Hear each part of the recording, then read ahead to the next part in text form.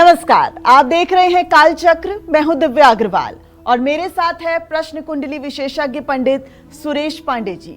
बहुत बहुत स्वागत है पंडित जी आपका। धन्यवाद। जब किस्मत रूठ जाए तो जानवरों को ना सताएं, जब ग्रह कमजोर हो जाए तो जानवरों को भोजन कराएं, क्योंकि आपकी किस्मत संवार सकते हैं 10 जीव।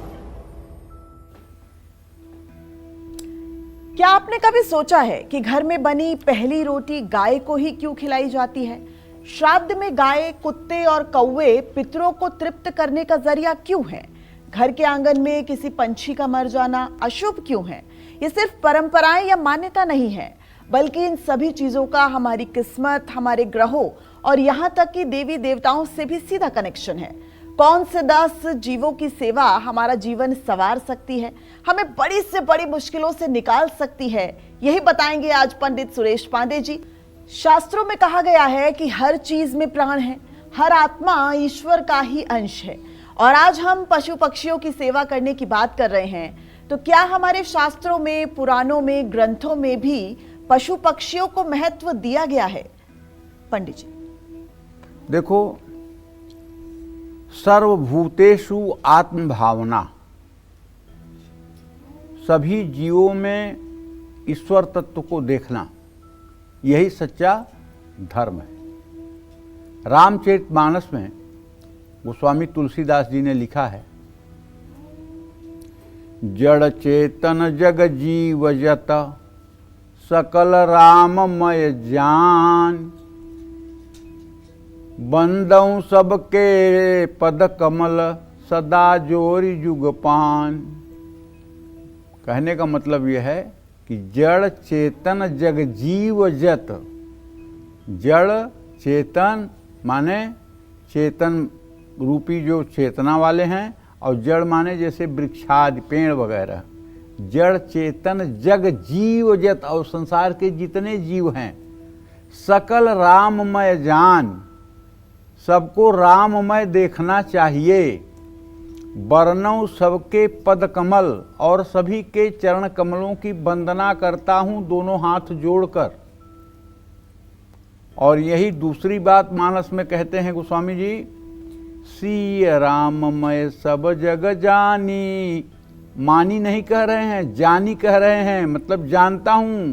सिय राममय सब जग जानी, करहूं प्रणाम जोरी जुग पानी। मतलब ये पूरा संसार सीताराममय है। अब इसको दूसरे शब्दों में कहते हैं कैसे? दूसरे शब्दों में कहते हैं, विद्या विनय संपन्ना ब्राह्मण गविहस्तिनी, सूनी चय सुपाके च पंडिता समदर्शिनः। ये गीता का श्लोक है और इसका अर्थ ये है, विद्या विनय से चाहे संपन्न ब्राह्मण हो, चाहे गाय हो, चाहे हाथी हो, चाहे कुत्ता हो और चाहे चांडाल हो, जो विद्वान जन हैं वो सब में एक ही परमात्मा का भाव देखते हैं। लेकिन आजकल टीवी डिबेट में कुछ बुद्धिमान लोग बैठ करके इसकी टीका अलग ढंग से कर रहे हैं। सुनकर बड़ा दुख होता है, लेकिन कर ही क्या सकते हैं। इसकी टीका अपने ढंग से करते हैं। अरे इसकी टीका का मतलब है सब में ईश्वर है, सब में ईश्वर है, ईश्वर का भाव है। तो क्या रावण में ईश्वर नहीं था? तो राम ने क्यों मार दिया? कंस में ईश्वर नहीं था तो कंस को कृष्ण ने क्यों मार दिया? अरे हमारी भावना है, लेकिन गलत सही करने वाले के साथ गलत सही निर्णय सब कानून करेगा। तो कहने का मतलब, इसी बात को दूसरे शब्दों में अगर आप कहें तो ईश्वर अंश जीव अविनाशी, चेतन सकल, ईश्वर अंश जीव अविनाशी, चेतन अमल सहज सुख राशि। ईश्वर का अंश है जीव, वो चाहे गाय हो और चाहे तोता हो और चाहे कौआ हो, सब ईश्वर के अंश हैं। और इसी बात को गीता के 12वें अध्याय के 12वें श्लोक पर कहा गया है। भगवान कहते हैं, अद्वेष्टा सर्वभूतानां मैत्रः करुणमेव च निर्ममो निरहंकार सम दुख सुखम क्षमी। अद्वेष्टा सर्वभूतानां, जो समस्त प्राणियों में किसी से भी द्वेष न रखता हो। अद्वेष्टा सर्वभूतानां, इस चराचर जगत के समस्त प्राणियों से जो द्वेष न रखता हो। मैत्रः करुणमेव च, अपने समानता के लोगों के साथ मैत्री पूर्वक व्यवहार रखता हो और दूसरे जीवों के प्रति करुणा का भाव रखता हो। वो चाहे गाय हो, चाहे कुत्ता हो, चाहे हाथी हो, चाहे चींटी हो, चाहे काकरोच हो, सबके प्रति करुणा का भाव रखता हो। मैत्रः करुणमेव च निर्ममो, किसी भी चीज में मोह न हो, आसक्ति न हो। निरहंकार, किसी तरह का अहंकार न हो, न धन का, न रूप का, न रंग का, न वैभव का, न बुद्धिमत्ता का, न ज्ञान का, किसी प्रकार का अहंकार न हो। निर्ममो निरहंकार सम दुख सुखम क्षमी, और हर समय दुख सुख में समान रूप से क्षमावान बना रहे। ये भगवत भक्तों के सच्चे लक्षण हैं। जो जीवों में परमात्मा को देखता है वो सच्चा भक्त है। पशु पंछियों की सेवा करने से अहिंसा और करुणा की भावना जागृत होती है, जो आध्यात्मिक उन्नति का आधार है। स्कंद पुराण में उल्लेख है कि पंछियों को दाना डालने से मन शांत होता है और चित्त एकाग्र होता है। वायु पुराण कहता है कि पशु पक्षियों की सेवा करने वाला व्यक्ति मृत्यु के बाद यम के मार्ग से नहीं जाता, बल्कि देव पथ से चलता है, जो मोक्ष की ओर ले जाता है। यहाँ मानसिक विकारों को दूर करता है और जीवन में स्थिरता लाता है। पुराणों में पशु पक्षियों को पूज्य, सहायक, आध्यात्मिक साधन माना गया है। इनकी सेवा और सम्मान से न सिर्फ धर्म की पूर्ति होती है, बल्कि कर्म और भाग्य दोनों सुधरते हैं। करुण पुराण और वायु पुराण में वर्णन है कि पशु पक्षियों को अन्न, जल या सेवा देने से मनुष्य के पाप नष्ट होते हैं। ब्रह्म वैवर्त पुराण में कहा गया है कि जो मनुष्य पशु पक्षियों के प्रति दया भाव रखता है उसका पुनर्जन्म उत्तम होता है। शुचि नाम श्रीमताम गेहे योग भ्रष्टो भी जायते। विष्णु धर्म सूत्र में कहा गया है, जो व्यक्ति निर्दोष जीवों को कष्ट देता है वह अगले जन्म में उसी कष्ट को भुगतता है। अग्नि पुराण के अनुसार पशु पक्षी की हत्या या उपेक्षा से ग्रह दोष और अकाल मृत्यु तक के योग बनते हैं।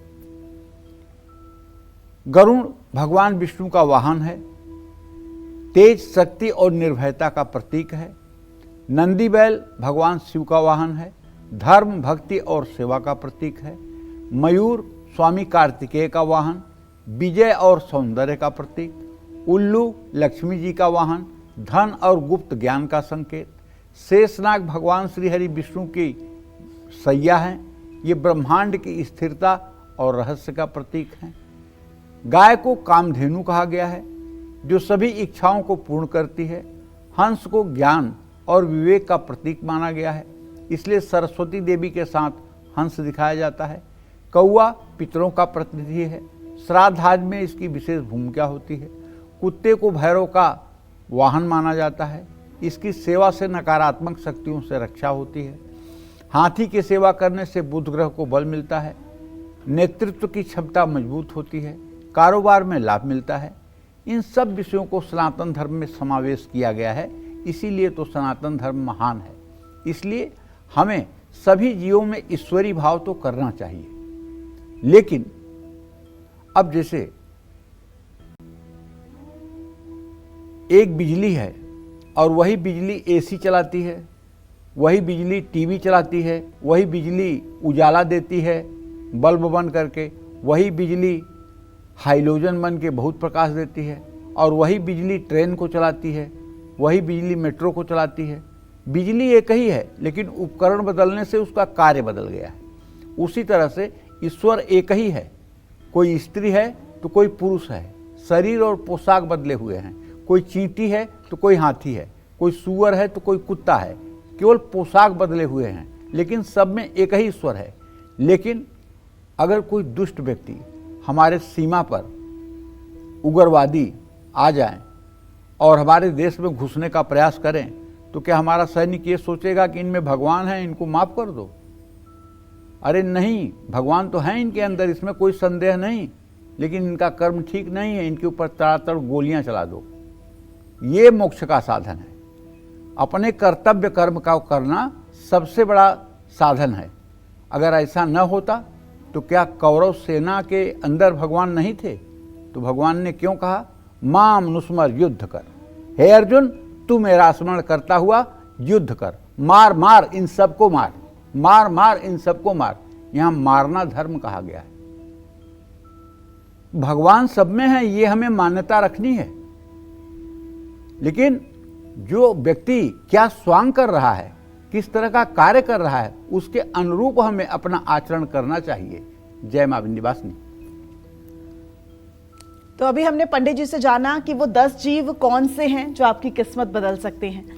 आर्थिक तंगी है, कर्ज उतर नहीं रहा, कुंडली में बैठे शनि परेशानियां बढ़ा रहा है, पितरों की भी कृपा नहीं मिल रही, तो आपको किस जीव की सेवा करनी चाहिए, उनको क्या खिलाना चाहिए और जीवों की सेवा करते समय किन बातों का ध्यान रखना चाहिए, आइए जानते हैं पंडित जी से।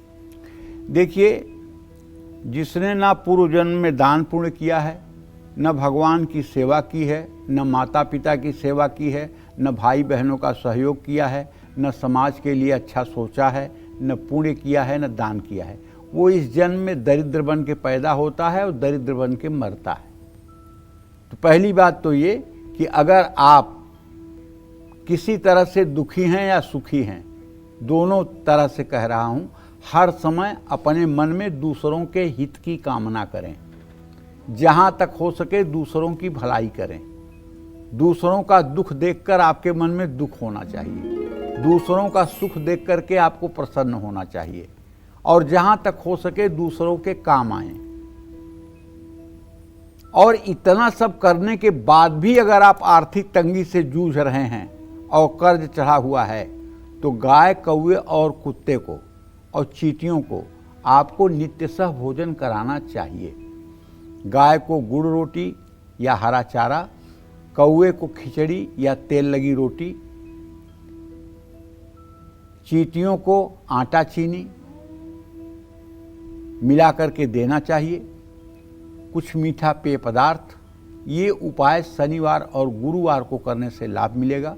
इन उपायों से न सिर्फ आपकी आर्थिक तंगी दूर होगी, बल्कि शनि और शुक्र ग्रह को बल मिलेगा, पितरों को शांति मिलेगी। सावधानी ये है कि इन पशु पक्षियों को भोजन हमेशा ताज़ा और साफ सुथरा ही दें। बासी और आधी पकी चीज़ें देने से बचें, भरपेट भोजन कराएं। पशु पंछियों के लिए उसी तरह का अनाज खरीदें जो आप खुद खा सकते हैं। और दूसरी बात, देखो कलयुग है ना, कलयुग में दो ही बड़े, एक रुपया एक राम। राम से मुक्ति मिलत है, रुपया से सब काम। कलयुग में दो बहुत बड़े हैं, एक तो राम जी तो सबसे बड़े हैं, उसके बाद अगर बड़ा है तो रुपया है, क्योंकि रुपया सारा काम करा सकता है, मृत्यु को छोड़ करके सब कुछ करा सकता है, और राम जी तो सब कुछ कर सकते हैं। तो काम दो ही करो, या तो राम मिले वो वाला रास्ता अपनाओ, या तो रुपया मिले वो वाला रास्ता अपनाओ। तीसरे रास्ते की तरफ मत जाओ। बैठकर रील देख रहे हो, बैठ करके यूट्यूब में देख रहे हो, क्या मिलेगा इससे? न राम मिलेंगे न रुपया मिलेगा। समय बर्बाद हो रहा है, जिंदगी का एक एक मिनट जा रहा है। कब बस आ जाएगी, कब चढ़ना पड़ेगा पता नहीं है। समय बर्बाद मत करिए, एक एक मिनट का सदुपयोग करिए। या तो राम का स्मरण करिए या तो अपने कर्म को करिए, दोनों में से एक काम चुन लीजिए और दोनों को करिए तो अति उत्तम। अगर ये बात समझ में आ जाए तो शायद जीवन धन्य हो जाएगा। और एक बात और बताना चाहूँगा, ये शरीर एक दिन जलाया जाएगा, निश्चित जलाया जाएगा, इसमें कोई संदेह नहीं है। इससे जितना काम करवा सकते हो करवा लो, इसको सोने के पलंग पर सुला करके और मोटे गद्दे पर सुला करके इसको अमर नहीं कर सकते हो, ये जलाया ही जाएगा। इससे जितना अधिक से अधिक काम करवा लो, जितना अधिक से अधिक इसका उपयोग कर लो, उतनी ही इसकी उपयोगिता है। क्यों? कादर मन कहु एक अधारा, दैव दैव आलसी पुकारा। आलसी और जो कायर हैं वो केवल भाग्य को दोष दे करके कर्म नहीं करना चाहते हैं, परिश्रम नहीं करना चाहते हैं, मेहनत नहीं करना चाहते हैं, संघर्ष नहीं करना चाहते हैं और अपनी असफलता का दोष भगवान के ऊपर लगाते हैं, अपनी असफलता का दोष भाग्य के ऊपर लगाते हैं, अपनी असफलता का दोष मनुष्यों पर लगाते हैं। यह करने से बचिए और कर्म करिए। जय मां विंध्यवासिनी।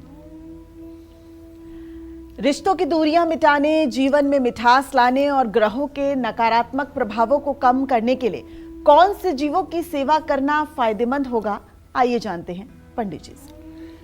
देखो, अगर रिश्तों में कड़वाहट है, वैवाहिक जीवन में कलेश है, तो कुत्ते या गाय की सेवा जरूर करें। जो बच्चे बहुत ज़्यादा मनमानी करते हैं उनको भी हर शनिवार को सरसों का तेल लगी रोटी कुत्ते को जरूर खिलानी चाहिए। गाय को गुड़ रोटी या हरा चारा खिलाना चाहिए। कुत्ते को दूध रोटी देना चाहिए। मोर अगर घर के आसपास हो तो उसके लिए बाजरा डालना चाहिए। ये उपाय शुक्रवार या सोमवार को करना फायदेमंद होगा। इन उपायों से शुक्र, चंद्रमा, राहु, केतु के प्रभाव को भी कम किया जा सकता है। पशु पंछियों के सेवा मन से करने से उनको भोजन देते समय मन में क्रोध या द्वेष की भावना न रखें। जीवन भर पशु पक्षियों को कभी भी परेशान ना करें। जय मां विंध्यवासिनी। पंडित जी, इसी बीच कालचक्र के एक कॉलर हमारे साथ जुड़ गए हैं। मेरठ से अंकुर हमारे साथ जुड़ गए हैं। अंकुर, अपना सवाल कीजिए पंडित जी से। हेलो। हेलो, हाँ बोलिए अंकुर जी। पंडित नमस्कार। हाँ नमस्कार। मेरा नाम अंकुर है, मैं मेरठ से बात कर रहा हूँ जी। मुझे ये जानना था, एक्चुअली मैं ना कपड़े का काम करता हूँ जी। तो मैं ये जानना चाहता था कि मुझे ना अभी थोड़ी सफलता नहीं मिल पा रही है, तो क्या मैं इस व्यापार में आगे बढ़ सकता हूँ? और दूसरा सवाल ये है, मेरी भतीजी है जिनकी डेट ऑफ बर्थ है 20/2/2005, तो ये मेडिकल लाइन से है, तो मैं ये जानना चाहता था कि ये इनकी विवाह जो अच्छा होगा आगे चल के, और ये इस लाइन में आगे बढ़ के कब काम कर पाएंगे या नहीं? देखिए अंकुर भैया, पहले प्रश्न का जवाब तो ये है कि मंगल शनि का षडाष्टक योग है। अभी आपके कपड़े का व्यापार बहुत अच्छा चल नहीं रहा है, जैसा चलना चाहिए वैसी स्थिति है नहीं।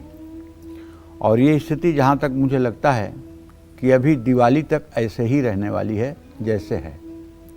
आपका व्यवसाय अच्छा चले, इसके लिए आपको रोज श्री सूक्तम के 16 मंत्रों का सुबह शाम पाठ करना चाहिए और महालक्ष्मी की पूजा करनी चाहिए। ये उपाय आप मन में रखें और इस दीपावली पर आपको अच्छे ढंग से लक्ष्मी गणेश की पूजा करनी चाहिए और पूरी रात जागरण करके लक्ष्मी के मंत्रों का जप करना चाहिए। इससे आपके व्यवसाय में तरक्की होगी और आपका कपड़े का व्यवसाय ही ठीक हो जाएगा। जहाँ तक आपने भतीजी के बारे में प्रश्न पूछा है, तो उसके बारे में अंकुर ये जान लो कि एजुकेशन तो उनका ठीक है, लेकिन बहुत उत्तम संकेत नहीं मिल रहे हैं हमको। मध्यम शिक्षा का आसार दिखाई दे रहा है। जहाँ तक विवाह का प्रश्न पूछा है, तो समय आने पर विवाह अच्छा होगा, उसमें कोई संदेह नहीं है, लेकिन अभी उसे मेडिकल फील्ड में सफल होने के लिए और मेहनत करने की ज़रूरत है। उससे कहिए कि वो सोमवार को सावन में सोमवार का व्रत करे, भगवान शिव की पूजा आराधना करे। अगर ये सब काम उसने करना शुरू कर दिया तो आप विश्वास करिए निश्चित रूप से उसको सफलता मिलेगी। जय मां विंध्यवासिनी।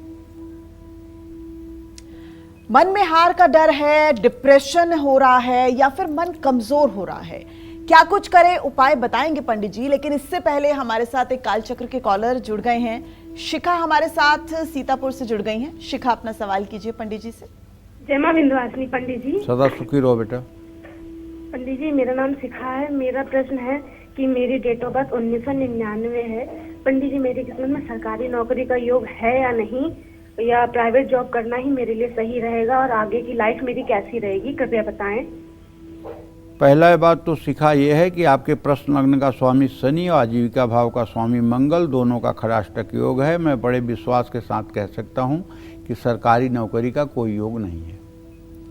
आप प्राइवेट सेक्टर में अपने करियर को आगे बढ़ाने की कोशिश करें। निश्चित रूप से आपको प्राइवेट सेक्टर में अच्छी सफलता मिलेगी, इसमें कोई दो राय नहीं है। दूसरे प्रश्न का जवाब ये है कि आपका द्वितीयेश मंगल है और सप्तमेश बुध है। मंगल और बुध को अगर देखा जाए तो मंगल का इत्थिसाल बृहस्पति के साथ हो रहा है, बुध का नहीं हो रहा है। आपका आने वाला भविष्य बहुत अच्छा है, लेकिन वर्तमान अभी 2.5 साल तक बहुत अच्छा नहीं है। आपको चाहिए कि आप मंगलवार के दिन ओम अंग अंगारकाय नमः इस मंत्र का 10 माला जप किया करें और थोड़ा सा गेहूं की रोटी और गुड़ गायों को खिलाया करें। इससे आपका भाग्योदय हो जाएगा। जय मां विंध्यवासिनी। मन के हारे हार है और मन के जीते जीत। अगर मन कमजोर है तो किस जीव की सेवा करने से चिंता, भय और डिप्रेशन से मुक्ति मिल सकती है? आइए जानते हैं पंडित जी से। देखिए, हमारे ज्योतिष शास्त्र में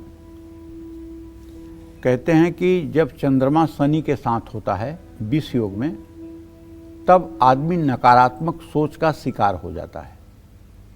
जब शनि की पूर्ण दृष्टि चंद्रमा पर होती है तब भी आदमी एंजाइटी से ग्रसित हो जाता है। जब राहु, केतु या शनि के साथ चंद्रमा हो जाता है तब भी बहुत भयंकर एंजाइटी होती है। ऐसा आदमी अपने फ्यूचर को लेकर के हर समय तनाव में रहता है। अगर बृहत पाराशर होरा शास्त्र आपने अध्ययन किया होगा तो चंद्रमा में जब शनि का अंतर चलता है या शनि में जब चंद्रमा का अंतर चलता है तो उस समय शास्त्रों में लिखा गया है कि 1 कटोरा पका हुआ चावल, 2 चम्मच घी, 2 चम्मच दही और 1 पाव गुड़, ये सारी चीज़ें मिला करके 7 शनिवार अगर काली गाय को खिलाया जाए तो निश्चित रूप से इस दोष से मुक्ति मिल जाती है। ये देखिए ज्योतिषी उपाय, ये शास्त्र में लिखा हुआ उपाय बता रहा हूँ, कोई कपोल कल्पना या अपने मन की बात नहीं कह रहा हूँ, शास्त्र के प्रमाण की बात है। और बिना इन तीनों ग्रहों के एंजाइटी होती नहीं, बिना इन तीनों ग्रहों के डिप्रेशन होता नहीं, बिना चंद्रमा के दूषित हुए एंजाइटी होती नहीं, बिना चंद्रमा के कमजोर हुए किसी को डिप्रेशन होता नहीं। पक्की बात है, आत्मबल कमजोर होगा तो सूर्य कमजोर है, डर लगेगा तो मंगल कमजोर है, स्किन डिजीज होगी या वाणी में दोष होगा तो बुध कमजोर है, जीवन में सुख और संपन्नता की कमी है तो बृहस्पति खराब है, वैवाहिक जीवन ठीक नहीं है, लग्जरी लाइफ नहीं है तो शुक्र खराब है, और यदि बहुत मेहनत करने के बाद भी सफलता नहीं मिल रही है तो शनि खराब है, अगर ऐश्वर्य से लाखों कोस दूर हैं तो राहु खराब है, अगर दिमाग से क्लॉटिंग हो रही है या दिमाग में ब्रेन की कोई समस्या है तो केतु खराब है। तो कहने का मतलब, इन ग्रहों को भी ठीक करने के लिए पशु पक्षियों की सेवा करने से हमें लाभ मिलता है। अगर आपका भी मन अशांत रहता है और आपको नहीं पता कि कुंडली में किन ग्रहों के कारण ऐसा होता है, तो मैं आपसे आग्रहपूर्वक कहना चाहूँगा, चिड़िया, गाय, खरगोश, इन सब की आप सेवा कर सकते हैं। चिड़ियों को सप्तधान्य डाल सकते हैं, उनके पीने के लिए स्वच्छ पानी की व्यवस्था कर सकते हैं, गाय को नियमित हरा चारा या रोटी खिला सकते हैं, आसपास खरगोश हों तो उसको फल और सब्जी दे सकते हैं। ये उपाय करने के लिए सोमवार और बुधवार का दिन शुभ होगा। इन उपायों को करने से चंद्रमा और बुध के बुरे प्रभाव कम होंगे, अकारण चिंता या भय में भी कमी आएगी। तो कहने का आशय ये है, जीव जंतु की सेवा से मनुष्य को बहुत सुकून मिलता है। पशु पंछियों को भोजन कराते समय हमेशा ताज़ा अन्न की व्यवस्था करनी चाहिए। और सब्जियां भी आपको, कच्ची सब्जियां भी आपको खिलाना चाहिए। पंछियों के लिए रात के समय अनाज नहीं डालना चाहिए। जय मां विंध्यवासिनी। तो चर्चा यूं ही जारी रहेगी। इस बीच हमारे साथ एक और कालचक्र की कॉलर जुड़ गई हैं। कृपया अपना सवाल कीजिए पंडित जी से। गीता। जय मां विंध्यवासिनी पंडित जी। जय मां विंध्यवासिनी। हाँ पंडित जी, मेरे 2 प्रश्न हैं। मैं अपने बड़े बेटा के बारे में पूछना चाहती हूँ। क्या नाम है आपका? गीता रानी सोनी। अच्छा गीता जी, बताइए बड़े बेटे के बारे में क्या जानना है? हाँ, बड़े बेटे का नाम गीतेश सोनी है। उसकी उम्र है 16 दिसंबर सन 1999, दिन गुरुवार, सुबह के 9:55 और 56 के बीच में। तो मैं ये पूछना चाहती हूँ पंडित जी, जैसे अभी प्राइवेट सेक्टर में काम कर रहा है और एग्जाम भी दिया है पंडित जी, तो उसका सरकारी नौकरी का योग है कि नहीं, और प्राइवेट सेक्टर में अगर कर रहा है तो उसमें बढ़ने का योग है कि नहीं। और मेरा दूसरा प्रश्न है पंडित जी, मैं कोई भी काम सोचती हूँ वो पूरा नहीं हो पा रहा है। देखो गीता, पहली बात का जवाब तो यह है कि आपके पुत्र के भाग्य में सरकारी नौकरी का योग नहीं है, क्योंकि आपका पुत्रेश बुध और उससे 10वें भाव का स्वामी बृहस्पति इस समय द्वितीय द्वादश की स्थिति में है। इससे सरकारी नौकरी का योग बनता हुआ दिखाई नहीं दे रहा है, लेकिन प्राइवेट सेक्टर में बहुत अच्छा करेगा। अभी तो 26 साल का हुआ है, अभी इसका भाग्योदय भी नहीं हुआ है। अभी इसका भाग्योदय होने में कम से कम 3 साल की देरी है। जब इसका भाग्योदय होगा तो निश्चित रूप से ये अपने कुल के लिए बहुत ही आशा की किरण बन जाएगा। और जहाँ तक तुम्हारा सोचा हुआ नहीं होता है तो बेटा इस दुनिया में किसी का सोचा नहीं होता है। आपन सोचा होत नहीं, प्रभु सोचा तत्काल। हम जो सोचते हैं वो कभी नहीं होता है, भगवान जो सोचते हैं वो तत्काल होता है। इसलिए मैं आपसे हाथ जोड़ के निवेदन करूंगा कि आप अपने आप को अपने भगवान के सामने सरेंडर कर दो कि हे भगवान, मैं तो मूर्ख हूँ, मुझे कोई बुद्धि नहीं है, मैं आपके चरणों में समर्पित हूँ। आप मेरे बुद्धि को चलाइए, आप मेरे परिवार की रक्षा कीजिए, आप मेरे परिवार के लोगों को बुद्धि दीजिए, जैसे भी हो मेरे परिवार का कल्याण करिए। मैं आपके शरण में हूँ। और आप उन्हीं भगवान का स्मरण करते रहिए और दुख सुख को समान मान करके आगे बढ़ते रहिए, सफलता मिलने लगेगी। जब तक आप सोचोगी कि मुझे करना है, मैं करूँगी, तब तक सफलता कहाँ मिलेगी। तो इस तरह से अपने भाव को बदलो, सब ठीक हो जाएगा। जय मां विंध्यवासिनी। सुख पाना है तो सेवा करनी होगी। 10 जीवों की सेवा से कैसे बदल सकता है आपका वक्त, 10 जीवों से कैसे दूर हो सकता है दुर्भाग्य और मिल सकता है हर सुख, यही बता रहे हैं आज पंडित सुरेश पांडे जी। अगर आप भी करियर में रुकावट और प्रमोशन की देरी से परेशान हैं, किस जीव की सेवा से, किस जीव को भोजन कराने से शनि और मंगल जैसे क्रूर ग्रह भी हो सकते हैं शांत, आइए जानते हैं पंडित जी से। पंडित जी देखिए, ऐसा है, ग्रहों को शांत करने में जीवों का बहुत योगदान है। करियर में अगर रुकावट आ रही है या आपके प्रमोशन में देरी हो रही है, बार बार नौकरी छूट रही है, या आपके पास कोई काम ही नहीं है, तो बंदर, कौवा और कुत्ते की सेवा करनी चाहिए। जानते हैं, जीवों की सेवा करने से जो आपके मन को सुकून मिलता है, जो आपके मन को शांति मिलती है, जो आपका आभा मंडल बढ़ता है और जो आपके मन को एक आत्मविश्वास बढ़ता हुआ दिखाई देता है, वही आपके सफलता का कारण बनता है। आप एक दिन मेरे कहने से देखिए कि आप भोजन कर रहे हों और भोजन करना आपने शुरू नहीं किया है, और आपके भोजन करने के पहले अगर कोई भूखा व्यक्ति आपके सामने आ गया है, आप अपना पूरा खाना उठाकर उसे दे दीजिए और खुद भूखे हो जाइए और उसको संतुष्ट करके भोजन करा दीजिए। उस दिन का सुख और जितने दिनों तक आपने भोजन किया है उसके सुख की तुलना करिए।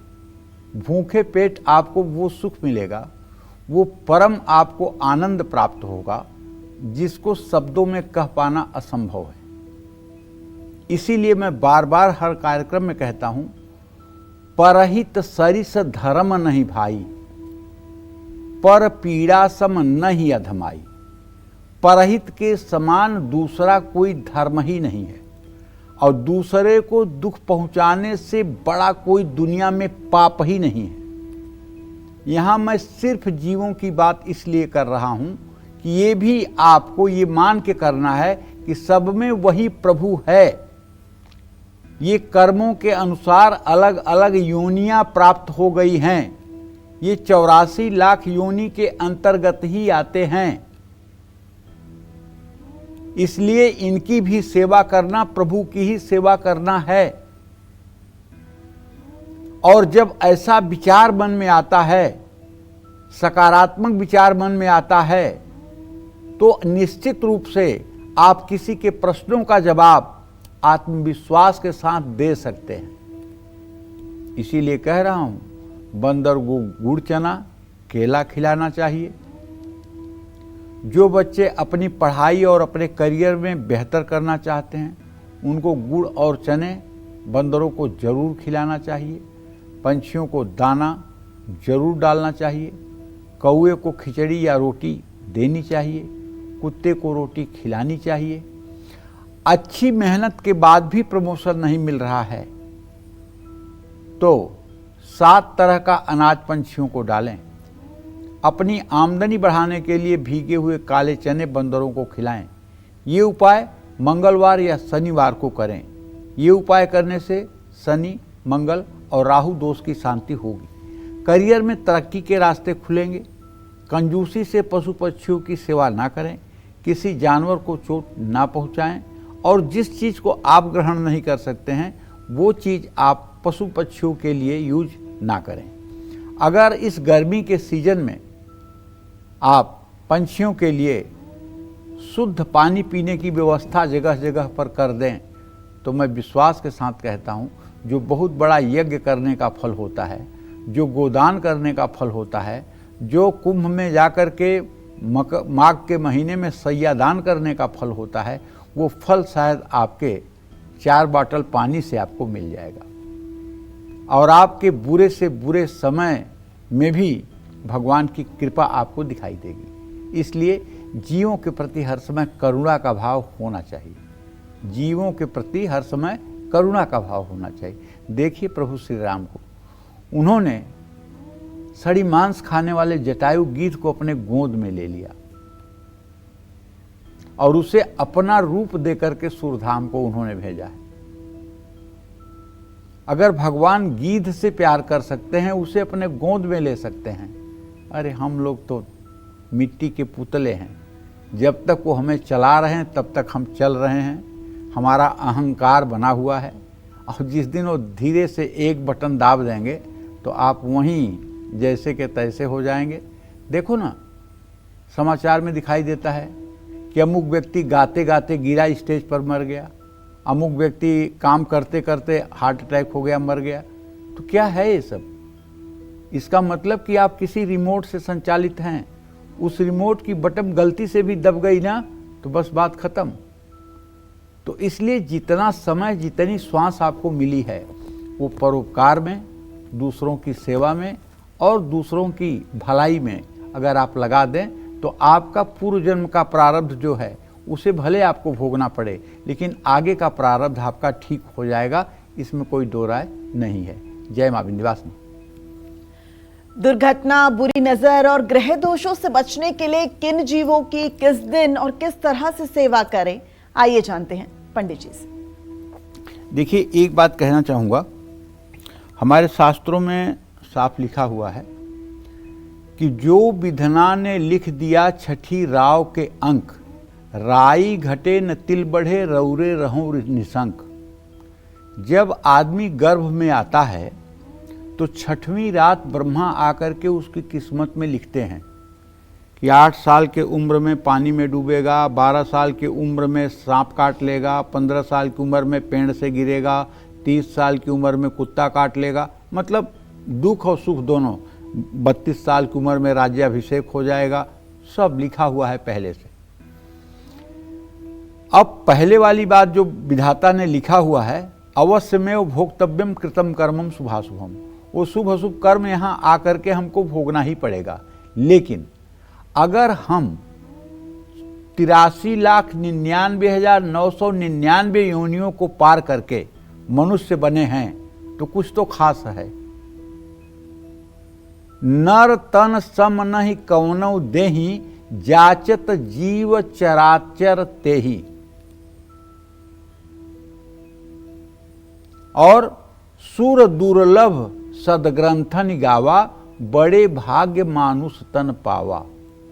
मतलब देवताओं के लिए भी ये शरीर दुर्लभ है, मनुष्य की शरीर। अब आप सोच रहे हो कि अरे देवताओं के लिए मनुष्य शरीर क्यों दुर्लभ है? इसलिए दुर्लभ है कि देवता स्वर्ग लोक में रह के अपने पुण्य के अनुसार सुख का भोग कर सकते हैं, लेकिन वो श्री हरि विष्णु को प्राप्त नहीं हो सकते। जब उनका पुण्य समाप्त होगा तो उन्हें पुनः मृत्यु लोक में आना पड़ेगा, और मृत्यु लोक से ही पुण्यात्मा जाकर के इंद्रासन में इंद्र बनते हैं। इसीलिए इंद्र किसी को तपस्या करते देखते हैं तो परेशान हो जाते हैं, वहां कामदेव को भेज देते हैं, अप्सराओं को भेज देते हैं तपस्या भंग करने के लिए, क्योंकि धरती से ही कोई जाकर के इंद्र बनता है।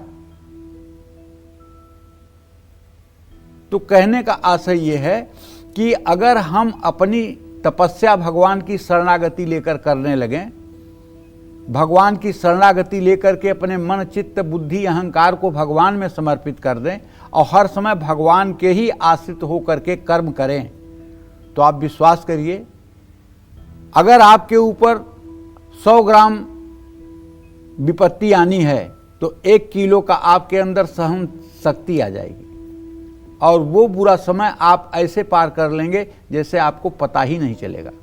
क्योंकि आप कोई कबूतर थोड़ी हैं, कोई कुत्ता बिल्ली थोड़ी है कि जो किस्मत में लिखा है। कुत्ते 2 प्रकार के होते हैं, एक गली गली में डंडा मार खाते हुए घूम रहे हैं, और दूसरा वो भी कुत्ता होता है जो एसी कार में बैठ करके किसी सुंदरी स्त्री के गोद में बैठ करके एसी में चल रहा है और एसी कमरे में बेड पर सो रहा है।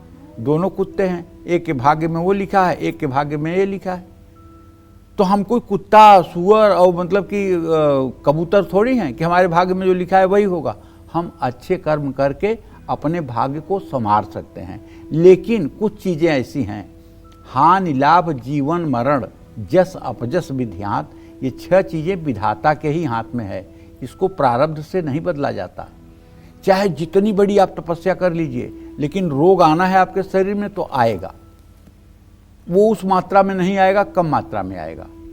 अगर आप कहें नहीं, अब जैसे किसी का बहुत बड़ा संकट है, आप उसके लिए महामृत्युंजय करा रहे हैं, आप उसके लिए भगवान शिव की आराधना कर रहे हैं, उसका जीवन सुरक्षित हो जाएगा। क्योंकि मंत्र महामणि विषय ब्याल के, मेटत कठिन कुअंक भाल के, जव तप करई कुमारी तुम्हारी, भाभ्यु मेट सकह त्रिपुरारी, आशुतोष तुम औढ़र दानी, आरत हरहु दीन जन जानी। भगवान शिव के लिए कुछ भी असंभव नहीं। उन्हें दैवीय संविधान में बिना बहुमत के संविधान संशोधन करने का अधिकार है। उनकी भक्ति करने से मौत से वो डरे जो काम करे चांडाल का, मौत से वो क्यों डरे जो भक्त हो महाकाल का। तो कहने का मतलब मेरे यही है कि अगर बार बार दुर्घटना हो रही है, या आप बुरी नज़र से परेशान हैं, आप शकुन बहुत हो रहा है, काला कुत्ता कौवे को भोजन कराना चाहिए, कुत्ते को रोटी देना चाहिए, कौवे के लिए तिल अनाज डालना चाहिए। कारोबार में नुकसान हो रहा है, फैसला लेने में दिक्कत आ रही है, शनि राहु केतु से मिल रहे कष्टों को कम करने के लिए हाथी की सेवा कर सकते हैं।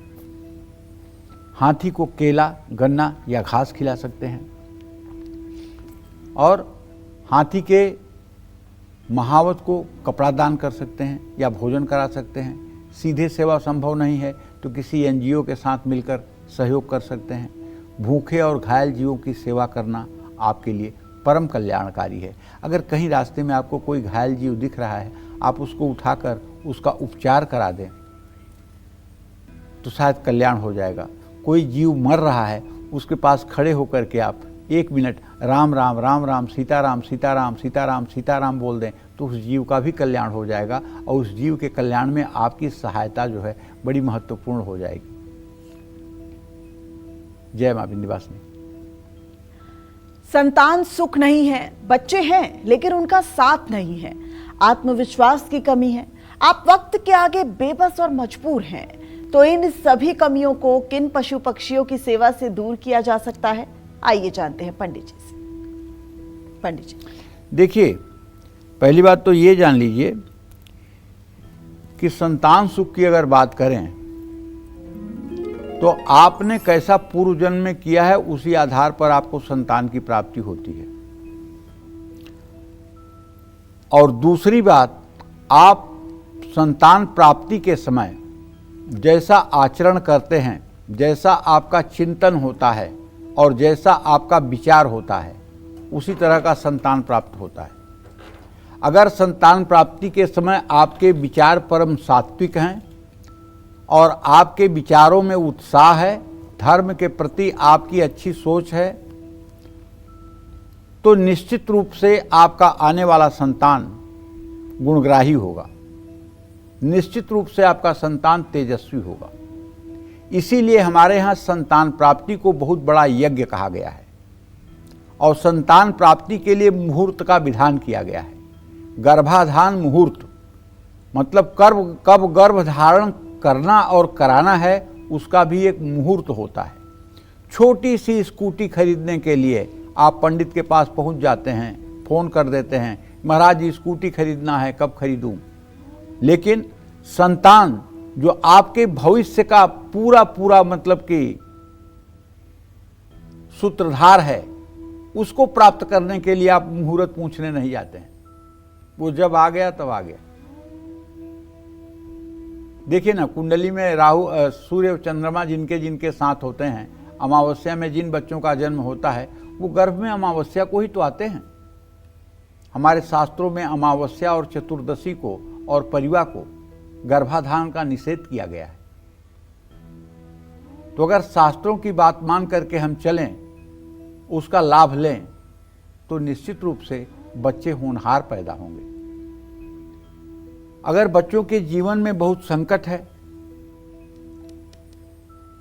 तो गुरुवार या सोमवार को गाय या तोते को भोजन दें। गाय को रोटी या हरा चारा दें, तोते को मिर्ची या मूंग दें। ऐसा करने से बृहस्पति और चंद्रमा के दोषों का शमन होगा, संतान सुख की प्राप्ति होगी। घोड़ा ये सूर्य से संबंध रखना है। घोड़ा शक्ति, साहस और तेजी का प्रतीक है। ऐसे में मंगल से भी संबंध है।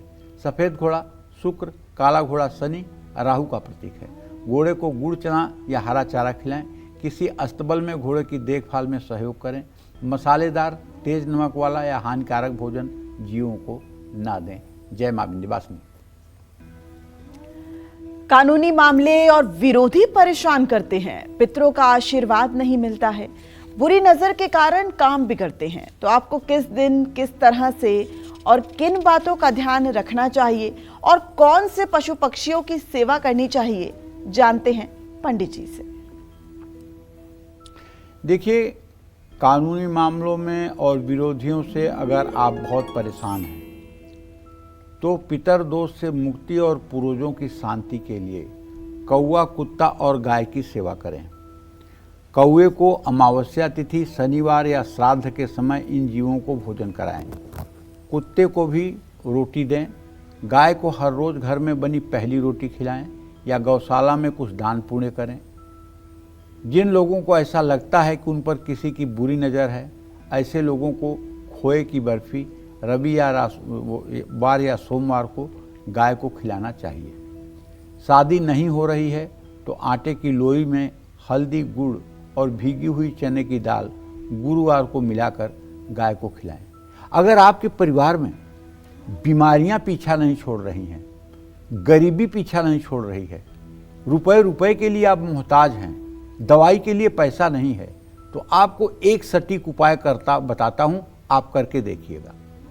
आप रविवार के दिन अपने घर के दरवाजे के सामने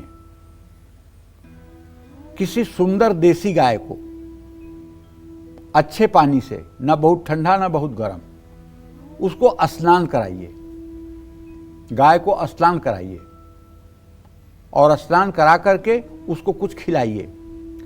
गाय के शरीर से गिरा हुआ जल आपके दरवाजे पर आपके घर के दुर्भाग्य को जला करके भस्म कर देगा। आपके घर का जितना भी दुर्भाग्य है, चाहे वो रोग के रूप में, चाहे ऋण के रूप में और चाहे शत्रु के रूप में, अगर आप 5 रविवार अपने घर के दरवाजे के सामने गाय को गौ माता समझ करके स्नान करा दें, तो मैं दावे के साथ कहता हूं, बड़े से बड़ा दुर्भाग्य आपका पीछा छोड़ देगा। भगवान कृष्ण ने गाय की सेवा की थी, इसलिए वंदे कृष्णम जगत गुरु, इसलिए वो जगत वंदनीय हैं। हमारे यहाँ कहावत है पूरी उत्तर प्रदेश में, गाय से को गयो हैं और भैंस से को भयो हैं। मतलब गाय पालने वाला कौन बर्बाद हुआ है और भैंस पालने वाला कौन आबाद हुआ है। गाय पालना बहुत बड़ी बात है। अगर आपके भी परिवार में झगड़े हो रहे हैं, बेकार का खर्चा हो रहा है, महीने में एक बार अपने परिवार के सदस्यों से ज़्यादा मीठी रोटी बनाकर गाय को खिलाइए। नकारात्मक भाव मन में रखकर किसी भी जीव की सेवा ना करें और मजबूर होकर सेवा न करें, सेवा उत्साह से करें। जय मां विंध्यवासिनी। आपकी कुंडली कमजोर है, सूर्य और चंद्रमा का दोष है, इस पर भी चर्चा करेंगे। लेकिन हिमाचल से कालचक्र की एक कॉलर जुड़ गई हैं, मीना। मीना, अपना सवाल कीजिए पंडित जी से। नमस्कार पंडित जी। हाँ, सदा सुखी रहिए। नमस्कार पंडित जी। हाँ, सदा सुखी रहिए। हिमाचल प्रदेश से बोल रहे हैं। मैं अपने लड़के के बारे में जानना चाहती हूँ। उसकी डेट ऑफ बर्थ है 4/10/2005 और सुबह 10:32 पर। क्या नाम है बेटे का? अक्षत। अच्छा, क्या जानना चाहती हैं? मैं इसके भविष्य के बारे में जानना चाहती हूँ पंडित जी कि आगे चलकर ये नौकरी करेगा या अपना काम करेगा। भविष्य इसका बहुत अच्छा है और मैं तो चाहूँगा कि मेडिकल फील्ड में कुछ करे। अगर मेडिकल फील्ड में आप इसको आगे बढ़ाएं तो निश्चित रूप से ये बहुत कामयाब हो सकता है। मेडिकल फील्ड में डॉक्टर बनने से लेकर के, मेडिकल फील्ड में फिजियोथेरेपिस्ट से लेकर के और पैथोलॉजिस्ट तक जो भी पढ़ाई है, या दवाइयों की दुकान है, या बी फार्मा डी फार्मा का कोर्स है, जो भी मेडिकल से रिलेटेड काम ये करेगा उसमें इसको निश्चित रूप से सफलता मिलेगी और इसका जीवन आनंदपूर्वक व्यतीत होगा। भाग्य इसका अच्छा है, इसमें कोई दो राय नहीं है। अब परवरिश में आप क्या डायरेक्शन दे पाते हो, इस बात पर भी बहुत कुछ निर्भर करता है। जय मां विंध्यवासिनी। जानवरों को कष्ट देंगे तो कष्ट भोगना भी पड़ेगा, तो कैसे करें इनकी सेवा, कैसे रखें इनका ध्यान, यही बता रहे हैं आज हमें पंडित जी। पंछियों को पिंजरे से आजाद कर देंगे, घायल जानवरों का इलाज कराएंगे, बेसहारा जीवों को भूख, बीमारी और खराब मौसम से बचाएंगे, तो ग्रहों के अशुभ से अशुभ प्रभाव भी कैसे कम हो जाएंगे, आइए जानते हैं पंडित जी से।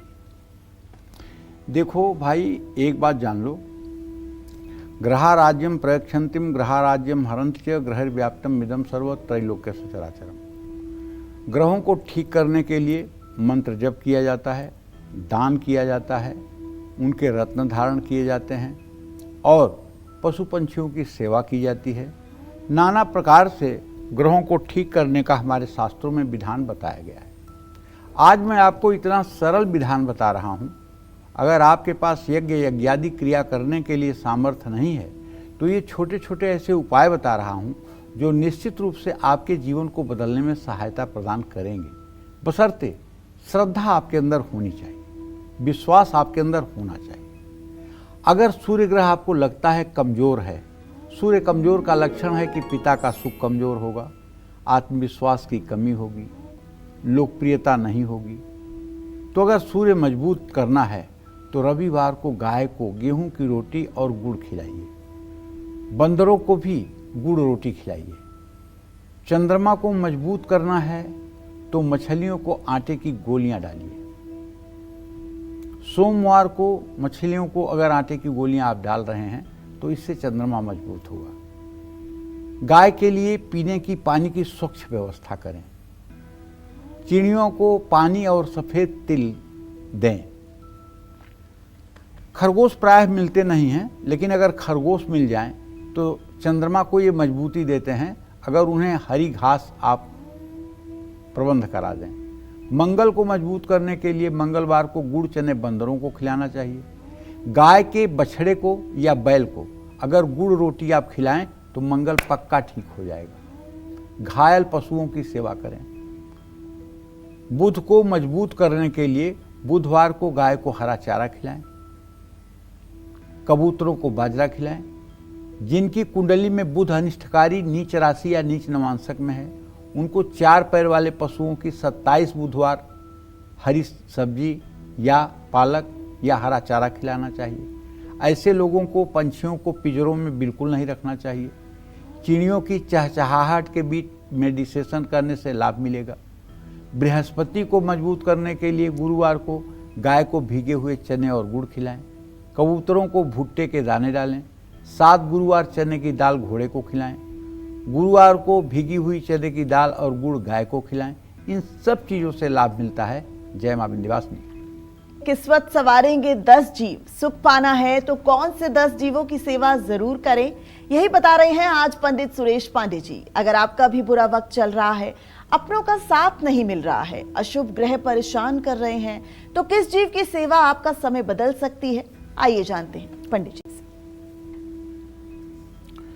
देखिए, शुक्र को मजबूत करने के लिए अपने घर में बनी पहली रोटी आपको गाय को खिलानी चाहिए।